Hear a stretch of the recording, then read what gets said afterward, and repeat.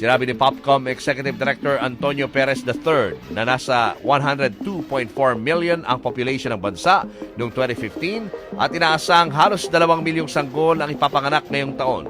Bumabaan niya ang fertility rate o bilang anak na gusto ng isang babae noong nakarang taon at posibleng isa sa mga dahilan nito ang kahirapan.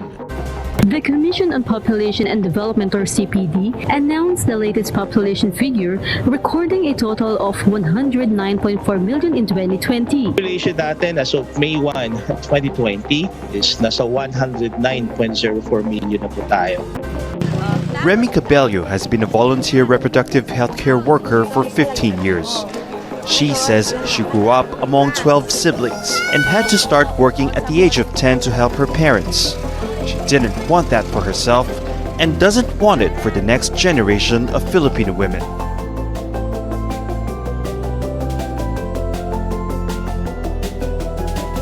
Let me ask you a simple question.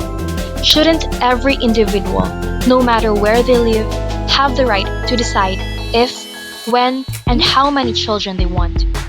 This is not a luxury. This is not controversial. This is a basic human right, and it's called family planning. Access to family planning not just as a health issue, but as a powerful force for social change, gender equality, and poverty reduction. Because when people have the power to make informed choices about their bodies and their futures, the ripple effect touches every part of society. Family planning gives people, especially women and couples, the ability to decide when to have children and how many to have. It allows them to space births and avoid unintended pregnancies. Now let's be clear. Family planning is not about controlling people. It's about giving people control over their own lives. And when they have that control, everything changes. We're talking about fewer maternal deaths, healthier children, greater educational and economic opportunity, and stronger, more resilient communities. The evidence is overwhelming. Where family planning is accessible, families thrive. So why, in 2025, do millions of people, especially in underserved and rural communities, still lack access to basic reproductive health services? We must ask the hard questions, and we must push for solutions. Family planning is not only about preventing pregnancies, it's about creating possibilities. When families can choose their size, they can better provide for each child. They can feed them, send them to school, and take them to the doctor when they are sick. They can break the cycle of poverty and build a foundation for the next generation.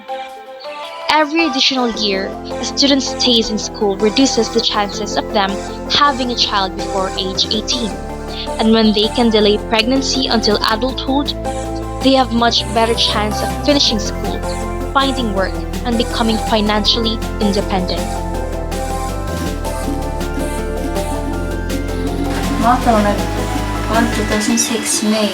Nag-decide, no? Nang tulo ka na. Ako dili matawag na to method ang withdrawal.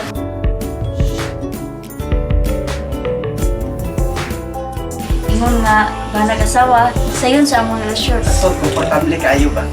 Nya, makaingon po nga ikahatag na mo ang full na suporta financially kung unsa pa ang needs sa mga bata kay 3 man sila.